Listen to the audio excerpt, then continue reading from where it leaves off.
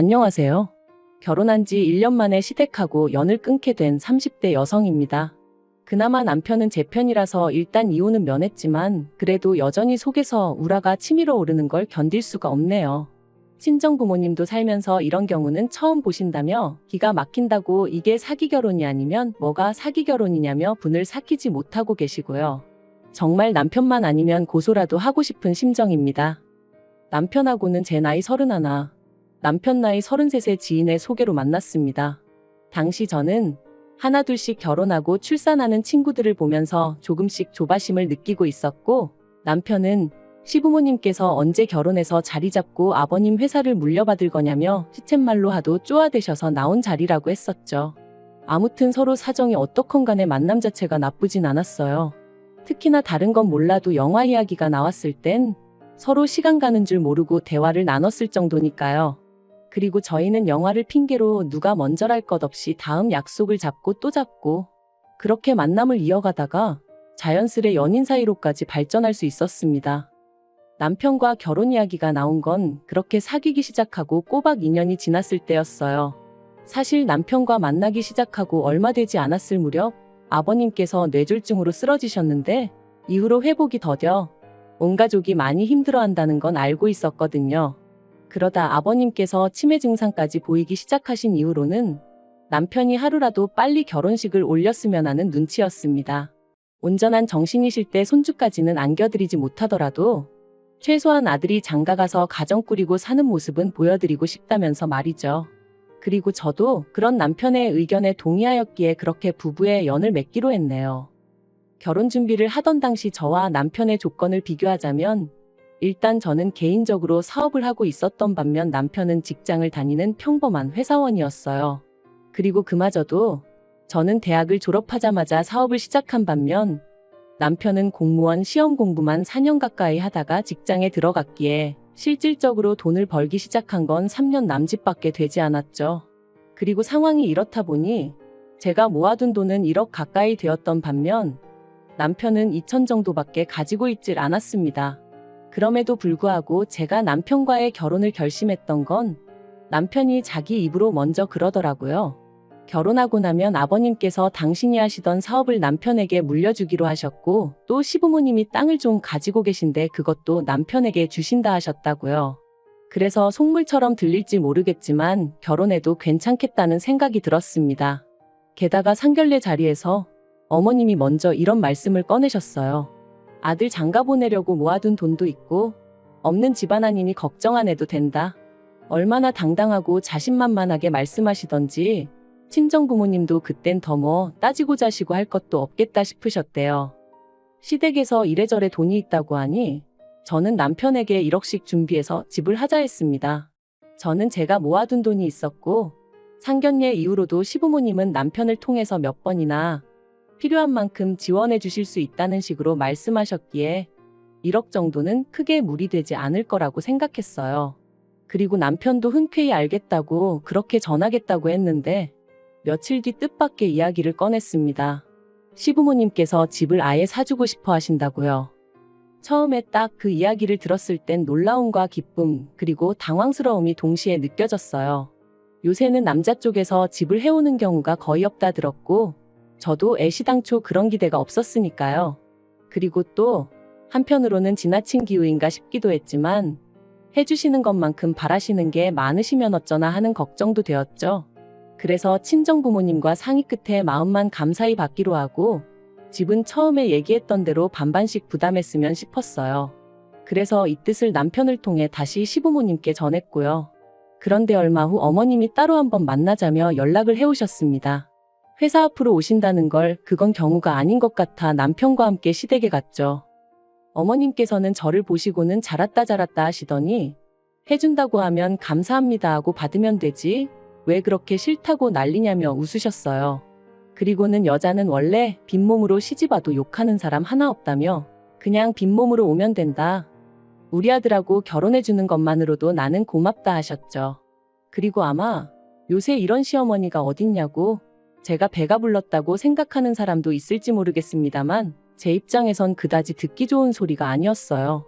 빈몸으로 시집을 가고 싶다는 생각도 해본 적이 없었고 세상에 공짜는 없다고. 시간이 갈수록 어머님의 과한 친절이 오히려 저를 불편하고 불안하게 만들었거든요. 그래서 저는 최대한 예의를 갖춰 어머님께 다시 한번 저와 저희 친정부모님의 의견을 전했습니다. 성인들이 만나서 가정을 꾸리겠다고 결정을 내린 만큼 스스로 책임을 지고 싶다. 물론 남편이 모아둔 돈이 많이 부족하다 보니 어머님 아버님께 도움을 아예 안 받을 수는 없는 상황이 맞다. 하지만 제 몫은 제가 감당하겠다. 그런데 저희 시부모님의 고집은 정말 보통이 아니셨습니다. 어머님께선 제 손을 꼭 붙드시곤 제가 고생해서 벌었다는 그 돈은 잘 가지고 있고 시부모인 우리 볼 낯이 없어서 그러는 거라면 혼수나 좀 신경 써서 해오라고. 그러면서 여자가 결혼을 하더라도 자기 돈 얼마는 쥐고 있어야 서럽지 않은 법이라며 남편한테 너무 시시콜콜 다 말해주지 말라시대요. 그리고 저는 이 이야기를 들었을 때 제가 정말 행운아인 줄 알았습니다. 마음 넓고 며느리를 정말 딸같이 생각해 주시는 어머님을 만났다고.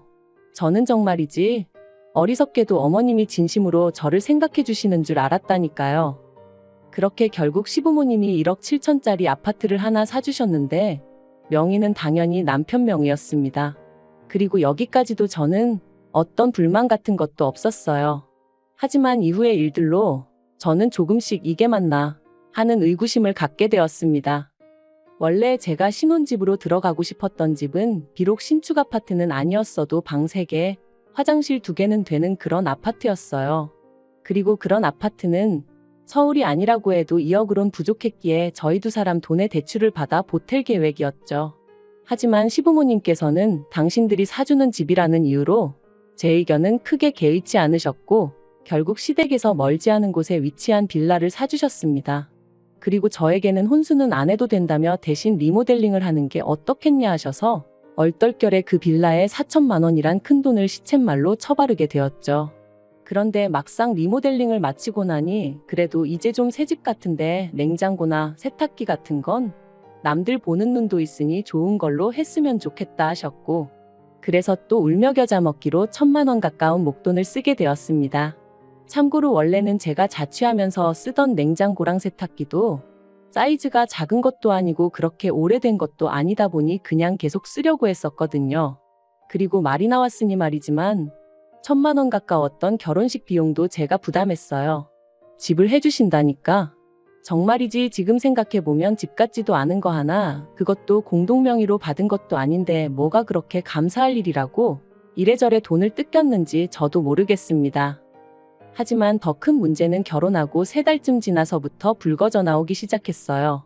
아버님의 건강 문제로 남편이 원래 계획보다 조금 더 일찍 아버님 사업을 물려받게 되었거든요. 회사는 당연히 관둬야 했고요. 그런데 아버님이 하시던 사업이 무엇이라고 제가 여기다 밝히긴 어렵지만 직장인들이 월급 받듯이 매달 수익이 정산되는 구조가 아닌 거예요. 게다가 문제는 그뿐만이 아니었죠.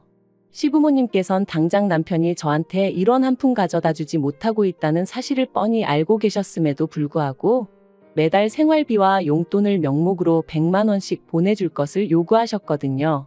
그리고 그 이유가 이게 다 당신들이 저희 집 사주느라 이렇게 된 거 아니냐며 그 소리를 듣는데 말 그대로 속이 터지더라고요. 누가 사달라고 한 것도 아닌데 먼저 돈이 있는 집이네 어쩌네 하시며 꾸역꾸역 사주겠다 하시고는 사주셔놓고 그 뒤 후폭풍은 우리더러 감당하라 하시니 아니 이것도 말이 좋아 우리더러지. 솔직히 당시 제 심정은 시부모님이 싼 똥 저 혼자 치우고 있는 기분이었어요. 저 혼자 멋빠지게 벌어서 그 돈으로 시부모님 뒷바라지하고 생활비 쓰고 말 그대로 나날이 한숨만 늘어갔네요. 그래도 제가 참고 견딜 수 있었던 건 보통 10월이면 그의 수익이 정산된다 했고 그러면 숨통이 좀 트이겠구나 싶었기 때문이에요. 그리고 다행히 지난 10월 남편 말대로 거래처로부터 정산이 되었어요. 저는 남편에게 지난 1년 동안 정말 고생 많았다고 수고했다 했죠. 여담이지만 아버님이 사업장을 물려주시긴 했어도 편찮으신 이후로는 관리가 제대로 되지 않아 거래처도 많이 떨어져 나가 있었고 그 외에도 여러 가지 정리되지 않은 것들이 많아서 남편이 야근은 물론이고 주말에도 걸핏하면 사업장에 나가봐야 했었습니다. 신혼이지만 남들이 생각하는 그런 신혼을 보내지 못했다고 해야 할까요? 아무튼 그래서 정말 감개무량했는데 바로 다음날 어머님께 연락이 왔습니다. 정산된 수익을 전부 다 당신 통장으로 보내라고요. 황당하고 어이없고 기도 안 차서 도대체 그 이유가 뭐냐고 여쭈었습니다. 지난 1년 동안 남편이 열심히 번 돈이고 이제 저희도 그동안 마이너스 나고 했던 부분들을 메꿔야 하는데 왜 어머님께 돈을 보내드려야 하느냐고요. 그랬더니 어머님이 그 사업장을 남편에게 물려줬다고 해서 모든 권리를 넘긴 것은 아니랍니다. 일을 제대로 배우라는 뜻으로 사업장을 넘겨준 거지. 아직 어머님이나 아버님이 보시기엔 남편이 일을 배우려면 한참 멀었다면서 돈 관리도 당분간은 어머님이 해주실 거니 저더러 아무 신경 쓰지 말고 걱정도 하지 말랍니다. 그리고는 덧붙이시기를 제가 돈도 잘 버는데 왜 돈이 마이너스가 났냐면서 용돈 좀 줄 거냐고 그러시대요. 용돈이라니 다시 한번 황당해서 말이 안 나왔습니다. 사업장을 물려받을 땐 분명히 어머님 아버님 두 분 다 남편을 전적으로 믿고 맡기시겠다며 상위 10% 안에 들 수 있게끔 키워봐라 어째라 그러셔놓고 이제 와서 용돈을 받으면서 일을 하라니 어떤 며느리가 수긍할 수 있었겠어요. 그래서 결국 더는 참을 수가 없던 제가 어머님께 말했습니다. 정식으로 물려받은 사업이고 그래서 남편도 이제 자기 몫이다 생각해서 발바닥에 불이 나게 동서남북을 뛰어다녔다. 그런데 이제 와서 용돈이라니. 남편은 저와 이룬 가정의 가장이고 저는 그런 남편이 가장 노릇을 제대로 해주길 바란다. 마마보이도 아니고 어머님 말씀대로 좌지우지 되는 꼴은 전 죽어도 못 본다. 저도 한번 말이 나가기 시작하니까 그간 속에 맺혔던 말들이 줄줄이 나가대요. 여담이지만 솔직히 지난 1년 동안 어머님 때문에 저도 나름대로 마음고생이 심했습니다. 결혼할 때 분명히 저는 제 사업을 하는 사람이고 그렇다 보니 남편 일정과는 별개로 저 또한 바쁜 하루하루를 보낸다는 걸 몇 번이나 말씀드렸었는데 막상 식을 올리고 나니까 이후로는 걸핏하면 그래도 남편이 출근할 때 아내가 따뜻한 아침 밥상 정도는 차려줄 수 있어야 된다거나 한 번은 더러워진 남편의 구두 앞코를 보시고는 저더러 이런 건 네가 그때그때 닦아놔야지. 안 그러면 남들이 남편이 지 마누라한테 제대로 대접도 못 받고 산다고 너 게으르단 소리 듣는다고 그런 말씀을 하시기도 하셨죠. 그뿐인가요? 말이 나와서 말이지만 저 시집 올 때 앞서 말씀드린 대로 몇 천만 원이란 돈을 어머님 때문에 얼렁뚱땅 써버렸어요. 그런데도 친척들이나 지인분들 앞에서 아무렇지도 않게 우리 며느리는 몸만 왔다. 내가 그러라 했다. 우리 며느리는 땡 잡은 거다. 그런 말씀을 하셨는데 솔직히 얼마나 기분이 상했는지 모릅니다. 그렇다고 그럴 때마다 제가 왜 빈몸으로 왔냐고 리모델링도 하고 혼수도 하고 할 거다 했다고 정정을 할 수도 없는 노릇이고 그래도 그럼에도 불구하고 남편 하나 믿고 어머님 말씀은 그러려니 하며 버텨왔는데 이젠 뭐 용돈 받아 생활하라니 미치고 팔짝 뛸 노릇이었죠. 그런데 어머님께선 이런 제 속마음을 아시는 건지 모르시는 건지 계속해서 하시는 말씀이 당신이 집도 해줬고 사업장도 물려줬는데 그리고 나중엔 땅도 줄 건데 돈도 당신이 잘 관리해서 목돈 만들어 줄 건데 뭐가 그렇게 이해가 안 되냐면서 그리고는 너 시집 오기 전에 모아둔 돈이 1억인가 있었다면서 그걸 다 썼냐고 그건 아닐 거 아니냐면서 일단 그 돈으로 생활비하고 그러면 되는 거 아니냐입니다. 게다가 또 덧붙이시기를 나는 너 아무것도 없이 덜렁덜렁 몸만 시집 왔어도 어디 가서 네 욕 한번 해본 적 없다 하시면서 참고 기다리면 어련히 알아서 챙겨줄 거니 그만 징징거리라나요. 저는 도무지 화를 참을 수가 없었습니다. 그래서 왜 자꾸 빈몸으로 시집 왔다 하시냐고 저 빈몸으로 오지 않았다고 소리를 질렀죠. 처음부터 반반부담으로 집하겠다고 했는데 어머님이 극구 말리셔서 못했다고 그래놓고 막말로 집도 제 마음에도 하나도 안 드는 집으로 해주시지 않았냐. 게다가 명의도 보란듯이 남편 명의로 딱 해놓으시고 그리고 나서는 티 안 나는 거 세월 지나면 똥 되는 거는 다 제 돈으로 하라시고 지금도 보라고 남편이 번 돈은 어머님이 다 가져가셔서 관리하시겠다 하고 제가 버는 돈으론 생활비 하라시고 이게 말이 되냐. 너무 기분 나쁘고 싫다 했습니다. 그리고는 앞으론 제가 버는 돈을 저축하고 남편이 벌어오는 돈으로 생활비를 해야겠으니 그런 줄 아시라 했어요. 그랬더니 어머님은 어머어머하시며 제가 뭘 오해를 해도 단단히 오해를 한 거라셨는데 오해는 무슨 막말로 이러다 남편이랑 저랑 이혼이라도 하게 되면 저는 개털인 거잖아요. 그 생각을 하니까 어머님이 어찌나 교활하고 야가 보이던지 한마디라도 더 나눴다간 제가 정말 이성의 끈을 놓치게 될지도 모르겠다 싶더라니까요. 그리고 그날 저녁 집에서 씩씩대고 있는데 남편이 들어왔습니다. 언뜻 남편 표정을 보니 벌써 어머님한테 뭘 들어도 들었구나 싶더라고요. 그리고 저는 순간 남편이 먼저 이야기를 꺼낼 때까지 기다릴까 하다가 쇳불도 단김에 빼랬다고 기왕 말 나온 거 앞으로 어떻게 할지 아예 결단을 내야겠다 싶었습니다. 그래서 남편더러 앉아보라 하니까 남편도 멈칫하더니 이내 그래 얘기 좀 하자며 자리에 앉더라고요. 저는 남편에게 단도직입적으로 말했습니다. 당신이 만약에 들어온 수익을 전부 어머님한테 보내드린다면 나는 당신하고 더는 같이 살 자신이 없다. 까놓고 말해서 당신이 무슨 머슴도 아니고 일은 혼자서 죽어라 다 하고 왜 그 돈을 어머님한테 드려야 하는지 모르겠다. 게다가 이제껏 생활비니 뭐니 받아가신 건 뭐고 그러면 당신은 용돈 받아가며 일하고 나는 나대로 돈 벌어서 또 생활비도 드려야 된다는 이야기인데 이게 말이 되는 소린가? 지나가는 사람들 붙잡고 물어보라고 그랬죠. 그러자 남편이 제 눈치를 살피더니 자기도 지금 저만큼이나 어이없고 화도 나고 그렇답니다. 그러면서 자기가 어떻게 했으면 좋겠냐고 하대요.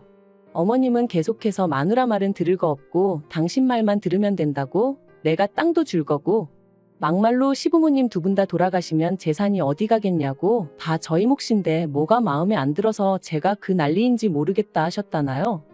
저는 남편에게 나는 당신이 정신적으로든 경제적으로든 부모님으로부터 완벽히 독립한 건강한 성인 남성이길 바란다 했습니다. 그래야 나도 당신을 전적으로 믿고 아이도 낳고 우리의 가정을 꾸릴 수 있지 않겠냐고요. 그리고 이렇게까지 이야기했는데도 당신이 내 말을 이해를 못하겠거나 못 따라주겠다 하면 난 우리 사이에 미래가 없다고 생각한다고 이쯤에서 정리하는 게 낫겠다 했죠. 그랬더니 남편이 왜 이렇게 극단적이냐면서 자기는 저랑 못 헤어진다고 일단은 어머님과 거리를 더 보겠답니다. 돈도 안 보내드릴 거고 대신 어머님이랑 얘기해봐서 사업장도 안 받을 수 있으면 안 받고 직장을 구하는 편이 낫겠다 하대요. 그래서 그러라 했어요. 그리고 결국 지난주에 시부모님과 저희 부부가 만났습니다.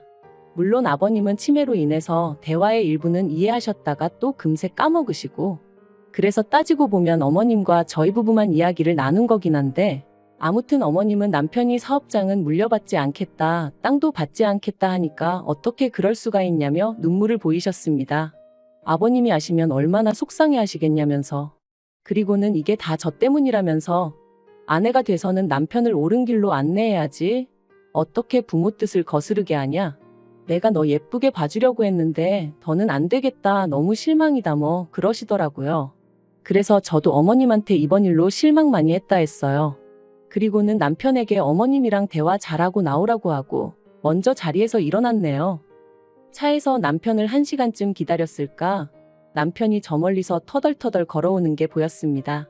그리고 이내 차에 오르는 남편의 표정이 밝지만은 않더라고요. 제 마음도 편치 않았죠.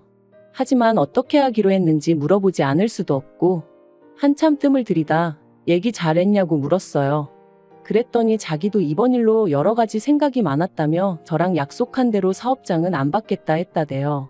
그러면서 당장 사무직인 직장을 구하기는 쉽지 않을 것 같아서 구직하는 동안 택배든 뭐든 되는 대로 일단 해보려고 하는데 괜찮겠냐 하길래 대답 대신 꼭 안아줬습니다.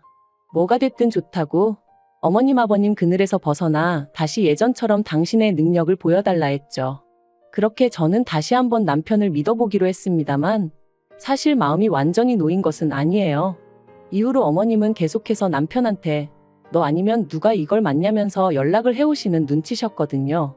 하지만 정말 어머님 아버님이랑 제대로 단판 짓고 수익에 대한 권리까지 완전히 가져온다는 말 그대로 법적인 조치까지 취해지지 않는다면 그런 껍데기뿐인 사업장 개나 줘버리라죠. 그리고 남편과는 별개로 저는 저대로 어머님과는 당분간 거리를 두고 살 생각입니다. 저희 부부가 꾸린 이 가정을 하나의 독립체로 봐주시지 않는 이상 어머님과의 갈등은 피할 길이 없어 보이니까요.